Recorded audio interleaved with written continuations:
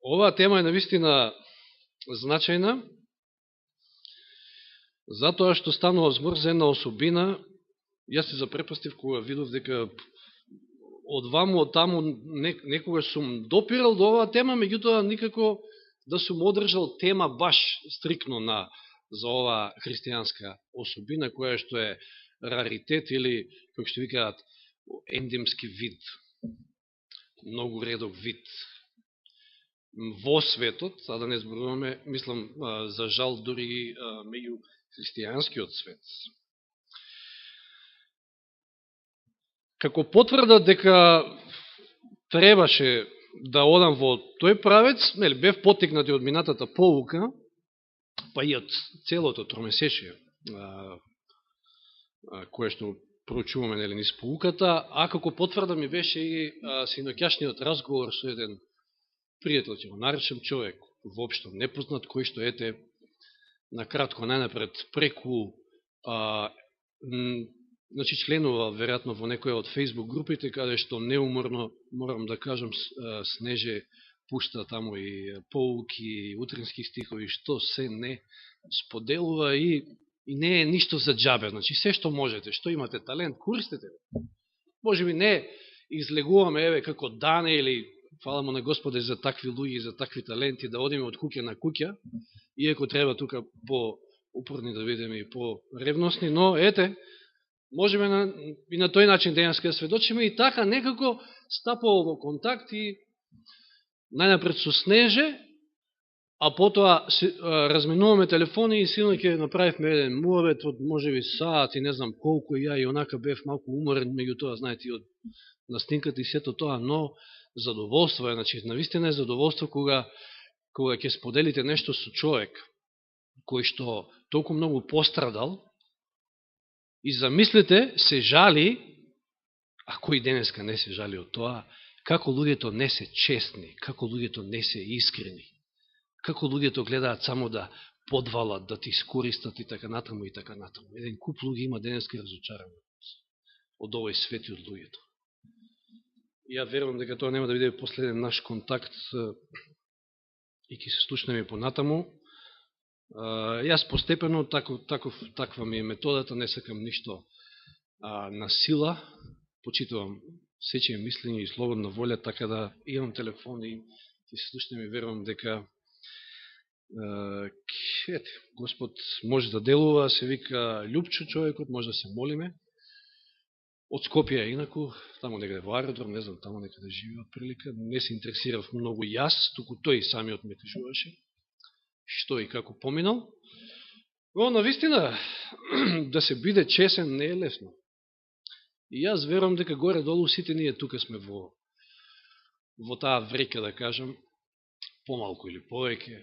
И фала му на Господа, ако навистина има некој кој што може да не да се пофали, туку да му благодари на Господа, ако навистина има оваа особина, која што е навистина редкост. Но да почнеме малку вака по-ведро.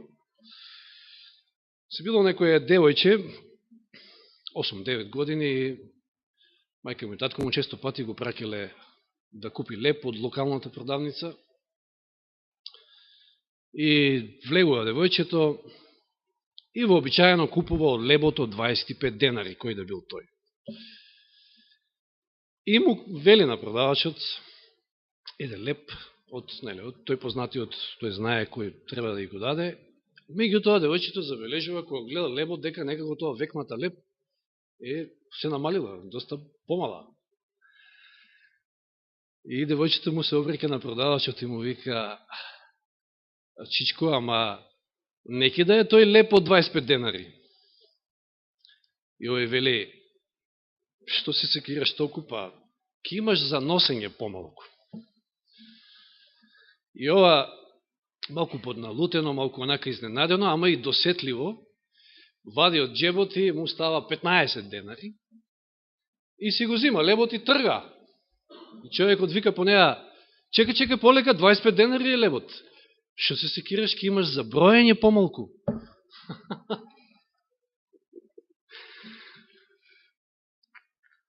Но тако свет живееме. Уште еден пример. Се биле двајца другари и решиле ќе почнуваат бизнис, месари биле, и отвараат месарница. И им тргнува бизнисот, добро им оди, и еден ден во градот доаѓа некој мисионер, стига веста до еден од нив, овој почнува да оди таму на предавања, следи и така натаму, потоа лекции, нели, проучува, и се обратува човекот, станува христијанин. И сега се обидува да го обрати својот пријател, колега. И така се обидува, тече тоа некој време, и овој пријателот веќе му здосадило, изгледа. И му вели, знаеш што, ај доста престани. Абе, зошто? Ти не знаеш дека ќе ти се смени животот, или како што и слушавме искуство, наистина животот без Христа е не живот. И овој вели, добро бе, ако и јас станам христијанин, кој ќе го мери месото тогаш? Значи, тоа е тоа. Насекаде околу нас присутно. Насекаде околу нас. Како да не го разбравте во второто, не е битно, ќе ја гледате снимката па. Не е битно. Не е битно, тоа беше само така малку една ведра страна на почетокот за да навлеземе сега во темата.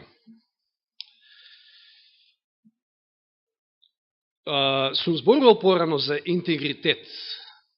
Означењето на овој збор е потполност, неделивост, безпрекорност, честност. Да имаш интегритет значи да имаш безусловна и непоколеблива обврска спрема моралните вредности и должности. Тоа е, значи, постојаност, цврстина и така натаму. Навистина на Господа му требаат луѓе со интегритет. Некој вели, човек со интегритет е оној кој што е ист и во јавност и таму некаде сам кога е во соба. Че нема потреба да става маски по потреба.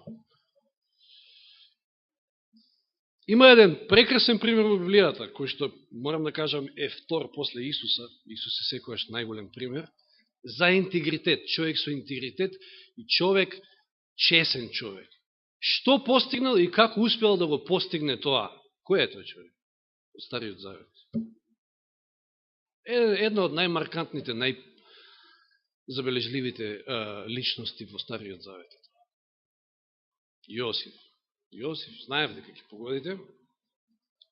Немам навика да поставувам така прашање, па да ве држам во исчекување, меѓутоа ова знаев дека е лесно, затоа и... Каков пример ни е Јосиф кога зборуваме за една ваква тема? Знаеме, тој е првиот син од љубената жена на Јаков и Јаков сгрешил тука, нормално, меѓу толку деца да го фаворизира него, па знаете, шарената облека дошла и на неговите браќа, сега да не одиме во детали, многу знаеме добро што се случувало, им прикипело. Па уште и кога им ги кажал оние двата сона, дека ќе дојде ден кога сите ќе му се поклонат, и ја начекале она прилика кога тој ќе отиде далеко, нели, да по наговор својот татко, за да види каде се наоѓаат со стадата. Ја начекале прилика за да, нели, најнапред имале намера, што имале намера? Да го убијат, да го фрлат, мислам да го убијат и да речат, еве, диви зверови го растргнале. Замисли до каде дошла таа завист. Полука сама по себе, нели, како тоа таткото или родителите не треба да фаворизираат ни едно од децата, меѓутоа тоа е веќе друго нешто. Да, знаеме тука реакциите, позитивни реакции имало само кај Рувим и кај Јуда, и тоа е интересно што подоцна ќе се покаже исто кај тие двајца негови браќа позитивни, малку по-позитивни реакции, да кажам така. Значи, не биле тие, оние кои што се сложиле да го убијат, значи до толку да одат, до толку да сгрешат. И ајде, како и да е, на крајот што решиле го фрлаат таму во јамата, ама и тоа не е крајниот случај, туку Јуда реагира, па го продаваат како роб и го носат, завршува во Египет. И сега интересен прекршителен момент во неговиот живот, иако, нели, кога фаворизирате некого од децата, ќе го алите, ќе го огалите. Не може тоа без едно, без друго не оди. Тоа било присутно кај Јосиф, меѓутоа прекршителен момент во неговиот живот е токму тогаш, кога оди, заминува, како роб кон Египет го носат, и оддалеку ги гледа, вика, речињата, вика, шаторите на неговиот татко, на неговото семејство. Така тешко му паднало. Таква болка доживел. Но вели, но според Божјото провидение, дури тоа искуство требало да му служи на благослов. Колку често пати не можеме да видиме, затоа што не гледаме со тие очи на верата, дека некоја такво тешко искуство всушност е на благослов. Но тоа не го гледаме, затоа што гледаме едно парче од мозаикот, не ја гледаме целата слика. Само за неколку часови го научил она што инаку со години не би го научил. Видите како некојаш околностите во животот ќе ви одржат таква една лекција, да не знам какви студии нема да можат да ви помогнат. Со својата голема и нежна љубов кон него, татко му сгрешил што бил пристрасен и што премногу се грижил за него. Таа немудра наклоност ги разбеснила неговите браќа и кај нив предизвикала постапка што го разделила од родниот крај. Последиците на сето тоа имале одглас во неговиот карактер. Имало грешки што порано биле поттикнувања кои сега требало да се исправат. Тој бил задоволен со себе и строго точен. Навикнат на нежното внимание и грижа од својот татко, сега се чувствувал неподготвен за тешкотиите што го очекувале во горчливиот и неизгрижен живот на роб во тугина. И тогаш мислите, вели, му се упатиле кон Бога, на неговите татковци. Во детството, и ова има и текако значење, поуките од детството. Во детството го учеле да го сака тој Бог, во детството го учеле да го сака тој Бог и да се бои од него, да го сака Господа, тој Бог. Често во шаторот на татка си ја слушал историјата за визијата што му била покажана на Јакова и искуството што Јаков го поминал, како тоа извојувало победа, Господ му дал победа. Сето тоа делувало врз него, да скратам. Душата му затрперила од лабока возбуда кога решил верно да му се предаде на Бога и во сите околности да постапи онака како што му прилега на приврзаник на небесниот цар. Тој тука во тие моменти решава целосно да му се предаде на Бога, се да му препушти на Бога. Решил да му служи на Господа со сето свое срце пред своите животни искушенија, да истапи храбро, во духовна сила и морална постојаност и секоја должност да извршува верно. Искуството на само еден ден представувало преломна точка во Јосифовиот живот. Неговата страшна несреќа од разгалено дете создала промислен, храбар и самостоен човек. И Господ беше со Јосифа, се вели. Веднаш ги придобил симпатиите кај Петефрија. Токму таа негова честност, едноставност, вредност, верност и во најмалото нешто, нели? Тоа го зборувавме минатиот пати, често пати да го нагласуваме. Биди верен во малку, Господ ќе те постави над многу. Тоа е примерот со Јосиф. Или ако си верен во малку, ќе бидеш верен и во многу. Се гледа од малку. Забележливиот успех што го придружувал, значи сега сме кај Петефрија, сето она што му било доверено на Јосифа не било резултат на некое посебно чудо, туку Божји благослов ја крунисал неговата трудолюбивост, совестност и предприемливост. Еве лекцијата за ова тромесечие. Јосиф секој свој успех и го припишувал на Божјата милост. Исто една карактеристика која што не само кај него, гледаме кај еден друг премиер, вели Јосиф ќе стане премиер, кај Данијел. Исто прецизен, верен во се, немале што да му најдат. И на Јосифа немале што да му најдат, па го наместиле, како што и Давид го наместил. Че не значи, одма тука да потврдиме дека не значи ако си чесен во овој свет, дека ќе имаш ќе почит или не знам што и дека нема да имаш неволи. Не значи, напротив, затоа што гледаме дека мноштвото на луѓе се сосема одат во друг правец.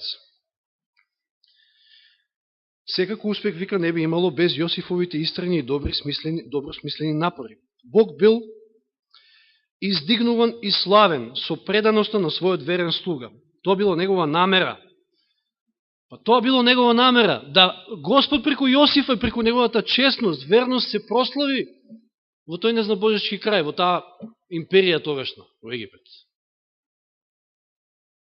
Што мислите, сите тие одлики на честност, на верност, на верности во најмалку, дали тоа исто не зрачи меѓу луѓето во овој свет?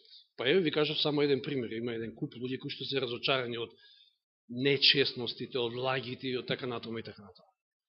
Од сите оние зла во овој свет. Кога ќе ја видат таа разлика во нас, па тоа е целта, тоа е конкретната и крајна цел на тоа дека треба да бидеме поинакви од сите други. Христолики. Јосифовата благодарност и верност го придобиле срцето на неговиот господар и најпосле тој повеќе го сметал како син отколку како роб. Како син. Младичот така дошол во допир со угледни учени луѓе, нели почнал да учи јазик, наука, економија, образование, сето тоа било подготовка за подоснежниот негов успех и искачување. И сега го сечам овој цитат до моментот кај што вели: но Јосифовата вера и честност морале да бидат проверени. И со денови, кој знае колку трајало, жената на Петефри го провоцира. Но не успеала. Вистински пример на маж, ја би рекол. Не е маж оној кој што оди во другиот правец. Ова е вистински пример на маж. Не паѓа ни тука Јосиф, но поради својата честност ќе мора да заврши во затвор.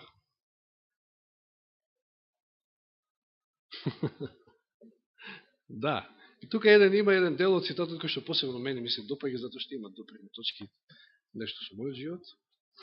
Вели, Јосиф страдал поради својата честност, зашто заводницата, не успевајќи во својата намера да го заведе, му се одмаздила, обвинувајќи го за гнасно злосторство, поради кое бил фрлен во затвор. И сега внимајте, кога Петефрие би им верувал на обвинувањето на својата жена, тој не верувал на својата жена.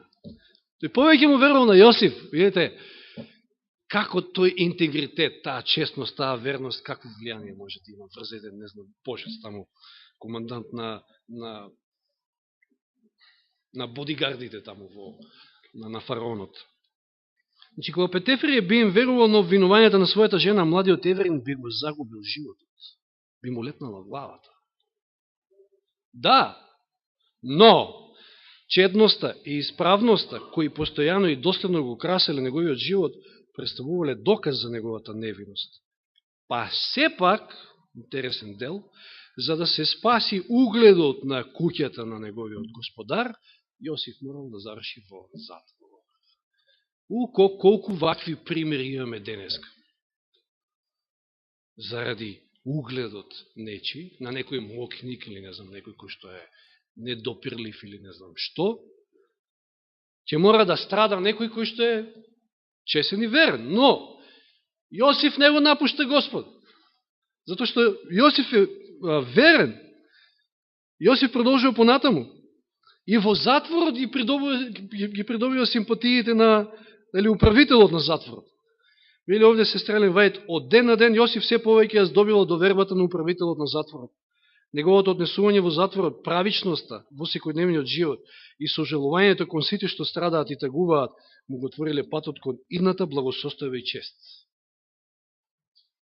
И знаеме што се случува овде во затворот, како ќе ги протолкува соновите на пехарникот и на оној лебарот, како да кажем, да.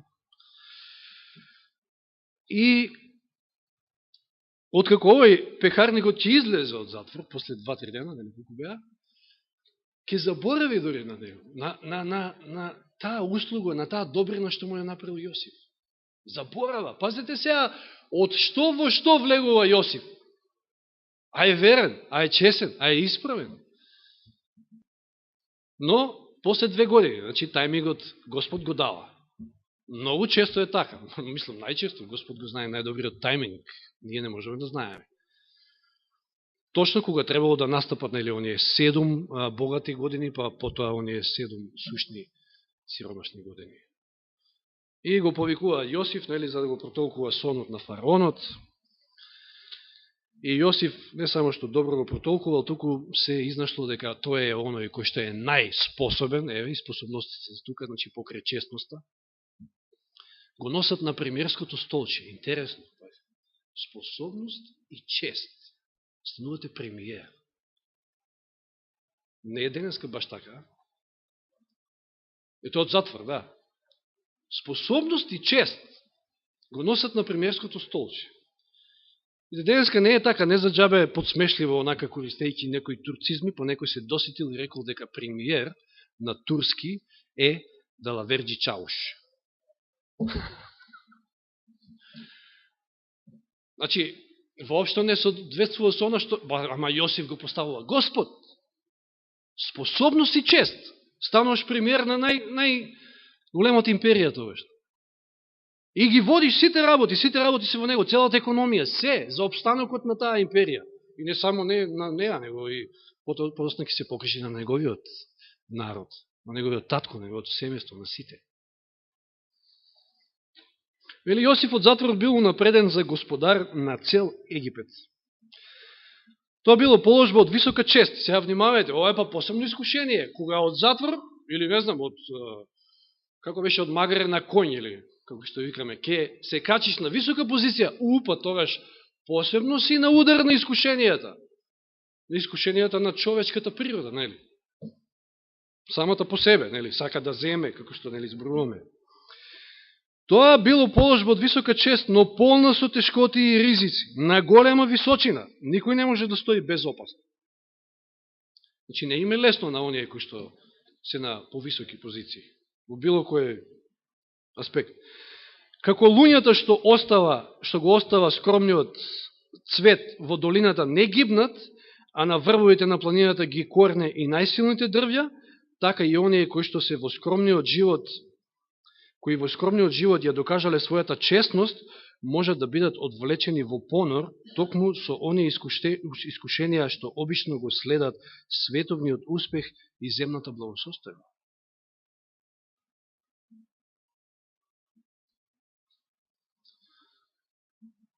Но карактерот на Јосифа им одолеал на искушенијата и на оние во тешки денови и на оние во благосостојба. Што беше интегритет? Целостност, недвојивост, постојаност. Че Јосиф бил истиот тој. И кога му било тешко, и кога немал, и кога имал. Дори Павле ќе каже во Филипјаните, во тој контекст ќе окаже и оној стих во Филипјаните 4.13. Се можам преку Христа кој ми дава сила. Знаете ли кој контекст го кажам? Се научив да бидам задоволен и во скудност, и во имање, да кажем, кога има. Се можам преку Христа кој ми дава сила. Тоа бил Јосиф. Може некој да малку реагира барем на това. Мене ми одвлекува внимание.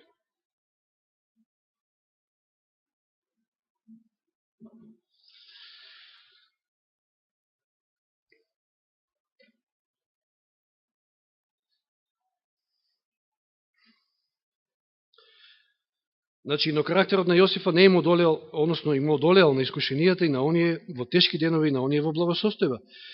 Тој покажувал иста верност кон Бога, како во затворската келија, така и во фараоновата палата.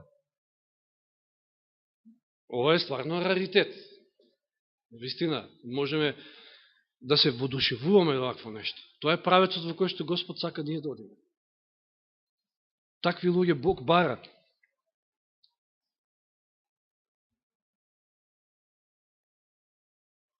И цело време стои тука дека тој цврсто верувал дека Господ ги води неговите чекори. И сега, ова е интересен дел на крајот од таа глава. Како Јосиф успел да постигне таква цврстина на карактерот, таква исправност и мудрост? Прашање. Од своите најрани години тој повеќе се раководел од должноста отколку од личните склоности. Постојана борба било тоа, не било едноставно да се бориш против човечката природа. И затоа што се раководел од должностите, честноста, едноставната доверба и благородноста на детската природа донела свој род во постапките на зрелиот човек. Чистиот едноставен живот придонел за развитокот како и на физичките, така и на духовните сили. Добро, да не читам се. Сега овој дел вели, малку се оние што сваќаат колку ситниците во животот влијаат врз развитокот на карактерот. Всушност, ниту една должност што треба да извршиме не е беззначајна. Разноликоста на околностите со кои што се сретнуваме секојдневно е определена затоа за да се провери нашата верност и да се оспособени за поголеми задачи. Со верноста и приврзаноста кон начелата во извршувањето на секојдневните работи, умот се навикнува барањата на должностите да ги става над задоволствата и личните склонности. Честноста на карактерот има поголема вредност отколку златото офирско. Ова може би клучен момент кој што кажува се за една ваква тема. Без тоа не е можно да се стекне почит и човечко достоинство. Знаете, кога сте чесен, сепак има луѓе кои што ќе ја почитуваат. Но велен карактерот не се наследува. Тој не може да се купи. Моралните одлики и благородните умни способности не се последица на некаков случај.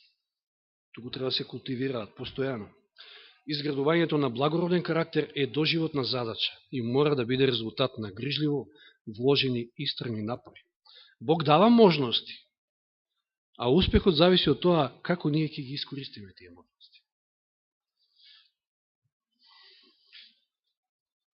Како успел Јосиф, но тука не застанува целата работа со Јосиф, туку сега водиме во она интересна, би рекол,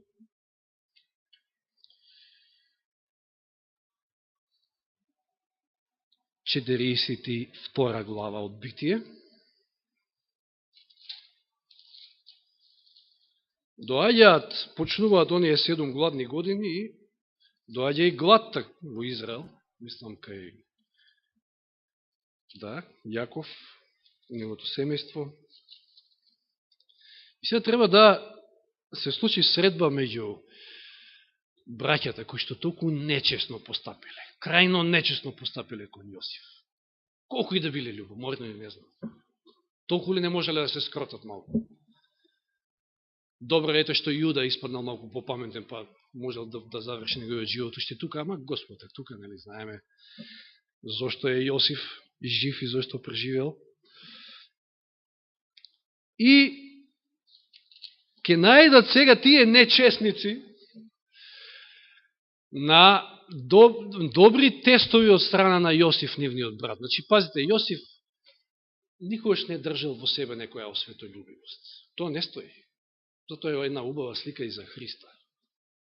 Не дека не им простил. Но пазите, со нечесен. Не, тешко е. Сега треба да испиташ, да видиш, после 20 и кусор години во прашање за 17 години имал Јосиф кога бил продаден, а тука негаде околу 40-тина има кога се случуваат овие гладни години, кога доаѓаат, Јаков ги праќа браќата, 10 од нив, значи го задржува Венјамин, повторно од својата љубена жена, за да не го изгуби и него. И секој сум се прашувал, добро, во ред, велат пред Јосифа, ќе прочитаме тоа, ние сме честни луѓе, ние не сме шпиони, како што тој ќе ги нарече на неколку пати, се со цел само за да ги притисне малку повеќе, да ги испита. И сум се прашувал, добро, во ред, може би научиле некои лекции, како тоа издржале 22 години да не му ја кажат вистината на Јаков. Јаков цело време страда. Јосиф е мртов, тој знае дека е мртов Јосиф. Тоа е страшно за еден родител. Но како и да е, сега да во 42 глава да прочитаме неколку стиха, немаме многу време.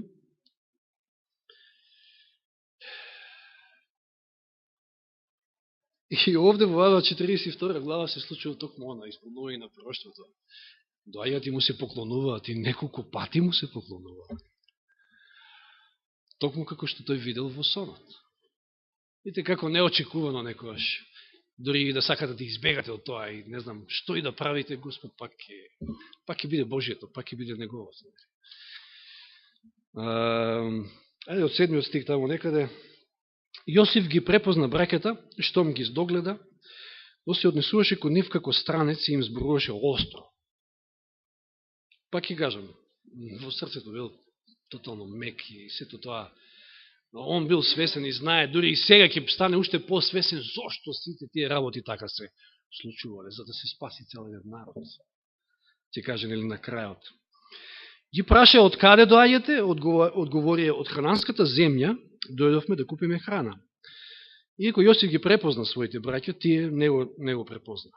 Че веројатно овие сите братоседни, знаете како може да изгледат, а тој избличен дотеран, познаете како се облекувале.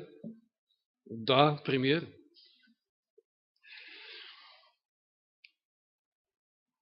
Јосиф си спомна за соништата што ги виде за нив и им рече: вие сте согледувачи, шпиони, дојдовте да ги согледувате слабите места на земјава.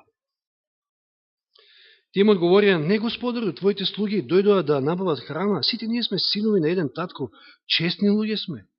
Твоите слуги никогаш не биле согледувачи. Добро, им го повторува после тоа. И што им вели Јосиф? Кој е првиот испит? Ели, дознава уз тоа дека, ети му кажале дека Јаков има уште еден син, и така натаму, и така натаму. И што им вели? Сега, најнапред првин сите ги ставил нели во затвор, а потоа ќе го задржи само Симеон. И сега не знам, може треба да се потрудам да видам зошто Симеон, веројатно може би он бил еден од тие иницијаторите најгласниот кој што сакал да, нели, да му наштетат на Јосиф.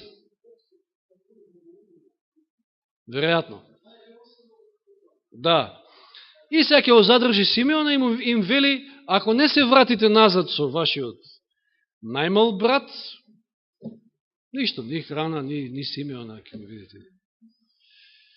И овие доаѓаат, и еден друг момент кој што нема нагласок дека баш парите што им ги ставил во вреките на жито се повторно за да испита нивната честност, мада јас би рекол дека зошто да не. Еве кога зборуваме на таа тема, може да се прашаме зошто пак да не. Веројатно од милост сакал едноставно бесплатно да им даде, да однесат за да преживеат. Но како и да е, нели знаеме, ги ставил, им ги вратил назад парите, кои што ги ставил во вреките, и тие биле зачудени на патот назад, кога отвориле за момент тамо да наранат нешто од стоката. Стигаат дома, Јаков е запрепастен кога слуша тоа. И вика: нема шанси, Венјамин, да оставам без Венјамин. Нема шанси. Колку пострадал за Јосиф, пушти и Венјамин. Тука може би се гледа пак она, како да не ја научил лекцијата. Венјамин му е сепак подрак од сите други, иако го спомнува и Симеон и вели: и без него ли ќе останам. Како и да е, се троши храната и доаѓа време кога пак, нели, снемува глад и мора да попушти. Пушта Венјамин. И Јосиф ќе ги нагости при средната средба, дори ќе ги нареди таму по старост. Било чудно, ама никако да им падне на памет дека тоа е Јосиф. И сега вториот тест, повторно за нивната честност. А цело време ми кажат, ние сме честни луѓе, нели? Што ќе направи? Ќе ги пушти и ми остава она негова чаша во едно од вреките, односно во вреките таму кај Венјамин. Баш кај Венјамин. И ја наоѓаат чашата. И си каков тест.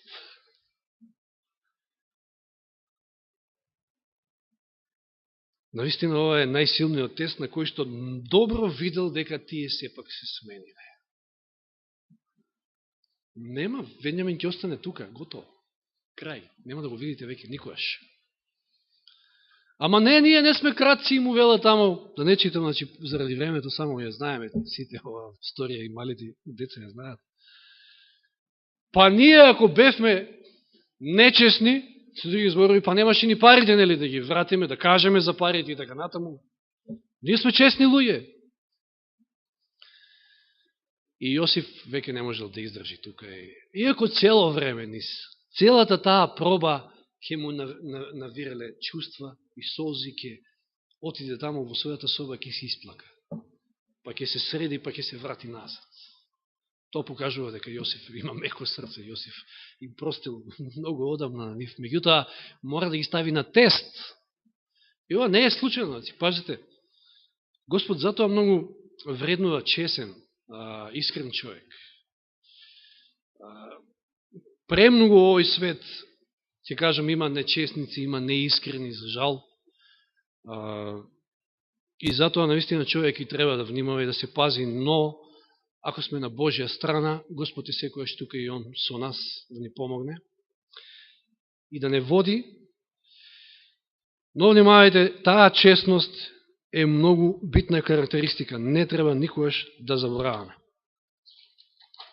Тоа е дел од интегритетот на еден христијанин. Сега на крајот ќе прочитам еден дел од тоа од книгата Мојот живот денес, од своевремено книгата со утренски стихови. Се однесува, ако толку сакате да знаете, можеби на 22 ноември и носи наслов Честност. Во сите деловни трансакции христијанинот ќе биде токму онаков како што би требало да биде според мислењата на своите браќа. Во начинот на работење, тој секојаш се раководи според начелата. Како што тоа беше случај со Јосиф. Никогаш не се бави со сплетки, затоа нема и што да крие, ниту што да разубавува. Тој може да биде критикуван и проверуван, но неговата непоколеблива честност секојаш ќе блеска како чисто злато. На Јосифа не можеле да му најдат ништо, па го наместиле. Го спомнав Данило. На него исто не можеле да му најдат ништо, па го наместиле со оној закон, чепкајки во првата плоча од законот, каде што цар и световна власт не смее да чепка. Но и он бил избавен од страна на Господа и тој бил почитуван и од едното царство и од другото царство.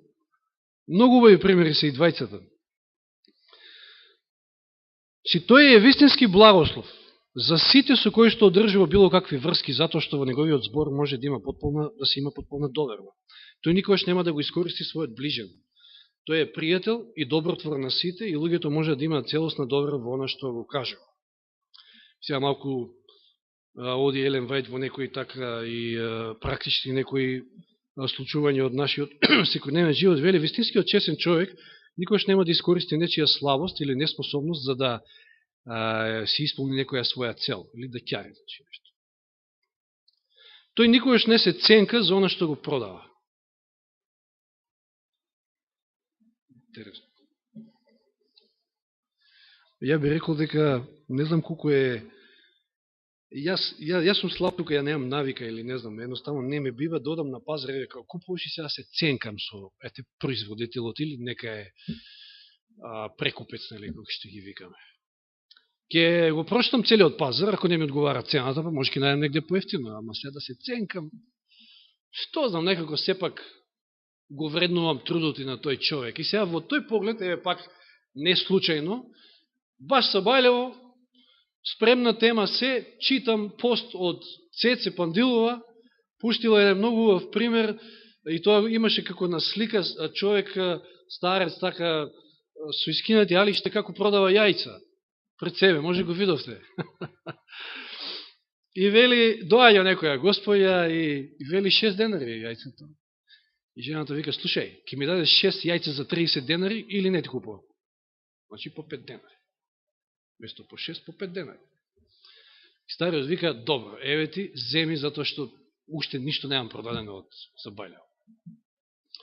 И истата таа ги зима јајцата и во некој убав автомобил со својот маж и одат во ресторан, кај што порачале добра гозба и платиле како што стоеше таму, ако се добро сеќавам на цифрите, 1400 денари бил цехот, а ова му дава на келнерот и на појница, како се 1500 денари там. И вика, видите сега, великодушноста кај што требало да се покаже, не е покажана, се покажува на некој кој што не ја ни заслужува, да кажеме, добро, не дека не ја заслужува. И келнерот работи таму, нели, за своја плата. Но тоа е тоа, значи ценкање, пазите, за еден денар ценкање. Добро, во ред, знам јас, да некој што нема, нели, па сега киде ке шета по цел Штип таму, не знам, во Кам, во Стокомак, во ке гледа цени, ке... Да, во ред, ама не се ценкаш ти во самопослуга, или па сега да одиш да се ценкаш кај некој. Иако има луѓе кои што ги пумпаат цените, и тоа е. Мислам, меѓутоа сече е право. Добро, малку предолг испадна ми изгледа, ама уште малку. Значи, тој никош не се ценка за оно што го продава. Ако артиклите што ги продава имаат некој недостаток, тој тоа искрено ќе му го каже на својот брат или на својот ближен, иако правејќи така работи против своите финансиски интереси. Јас затоа реков дека сите тука може да се најдеме. Сега ми е јасно, мислам, оддамна ми беше јасно и многу го ценам брат Трајче, што ете не можеше да го продаде тој голф. Па знам дека некој му излезе тука во пресрет, мислам, пролутлост, да, како и да е, затоа што ете, вика, му фали ова, му фали тоа, и сега како да му кажам на купувачот? Мора да му кажам се. Кој ќе го купи? И така е. Тоа е честноста. Вели, начелото на честност треба најстрикно да се почитува во сите поединости на животот. Тоа начело не се почитува во овој свет каде што господари сатаната, кој лаже и искористува, а неговите следбеници го следат во тоа, остварувајќи ги неговите цели. Меѓутоа, христијаните му служат на поинаков господар. И нивните постапки мораат да бидат направени во Бога, не осврнувајќи се при тоа на никаква себична добивка. Отстапувањето од совршената честност во деловните односи може, според нечие мислење, да изгледа според се неважно, но нашиот Спасител не мисли така. Човекот можеби нема убава надворешност, можеби е сиромашен, искуден и оскуден во многу нешта, но доколку е познат по непоколебливата честност, тој ќе биде почитуван. Тоа што претходно спомнав. Човекот кој што непоколебливо се држи до вистината, ќе ја здобие довербата на сите оние околу него. Ќе му веруваат, внимавајте, ова е Јосиф, ова е Данило, ќе му веруваат не само неговите браќа по вера, туку и неверниците ќе бидат приморани да го признаат како човек кој што заслужува чест и пофалба. Па тоа бара од Бог од нас. Ние треба да бидеме слика и прилика за овој свет, за да видат нешто кај нас, за да ги привлече. Божијата љубов, нормално, меѓутоа преку нас. Божиот карактер преку нас.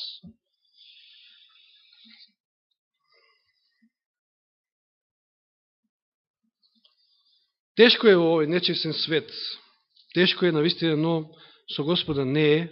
Со Господа ништо не е тешко. Да се остане чесен. Кога сите одат во овој правец, вие треба да одите во спротивната насока. Навистина не е лесно. Како му беше на Ноја, ако се сетиме на таа серија на моје предавања за последното време во кое ще живееме. Значи, ние мораме да бидеме поинакви од овој свет. Мораме да бидеме поинакви од сите. И еве во поглед на 10-тото кој спомнавме. Неатиот пат имавме поука, така да не сакав да се повторувам, знаев дека и ова сабота пак е пуката за тоа, така да честноста се огледа и тука, секако. Само на крајот би прочитал 2-3 стиха од Пословици, нешто што верувам дека никој погрешно нема да разбере овде, меѓутоа сум си го молел јас порано Господа за вакво нешто, без да знам дека вакви стихови постојат. Во 30 глава Пословици, видите што вели Соломон. Кој беше Соломон? Да се сетиме само. Кој беше Соломон? Кој богатство го имаше Соломон? На што падна? Па се освести, фала на Господа, па ни го даде ова богатство од изреки Пословици. Видите што вели Соломон. 7 стих, 8 и 9, 30 глава Пословици. Со ова ќе завршиме. За две нешта те молам. Не откажувај ми ги, доека не умрам. Зашто го моли Соломон Господа? Оддалечи ги од мене суетата и лагата, ја би рекол и нечестност. От и лагата исто спаѓа во нечестност. Не ми давај ни сиромаштво, ни богатство. Значи средна класа са. Средна класа која што одумира, значи. Ја нема веќе. Зошто? Ни сиромашни богатство храниме со мојот насушен леп. Па се молим и во молитвата, односно, нели, Оче наш. Лебот наш насушен дај ни го денес. Зошто така? Постојана зависност од Господа. Од Господа чекаш. Знаеш дека тој ќе се погрижи. Рекол, најнапред барете го Царството Божие и мојата правда, а се друго ќе имате.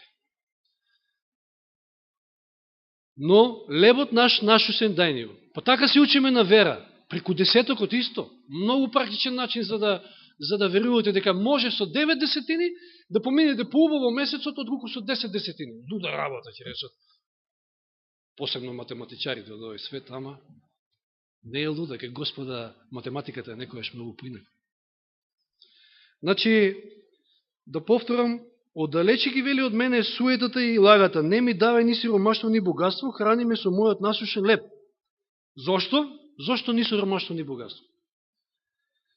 За да не се откажам од тебе, откако ќе се наситам, како што и му се случи, нели? И да речам кој е Господ. Видите како може човек да заборави, значи сето оно што го има и што го добил е всушност благослов од Господа. Соломон се моли далеко од тоа. И вели, или осиромушувајки да почнам да крадам и да го онечистам името на својот Бог. И опасност е едно, опасност е и друго. Ова може би ја сублимира и целата полука, посебно оние првични полуки, кај што зборовме за материализмот и опасност од материализмот. Нека Господ не чува, нека Господ ни ги даде сите особини, целиот карактер, тој го чека, да се ослика Христовиот карактер кај нас. А сите ние имаме слабости, почнувајќи од мене, до секој од нас. Секој од нас по нешто сгрешил. И може да каже, не бев чесен.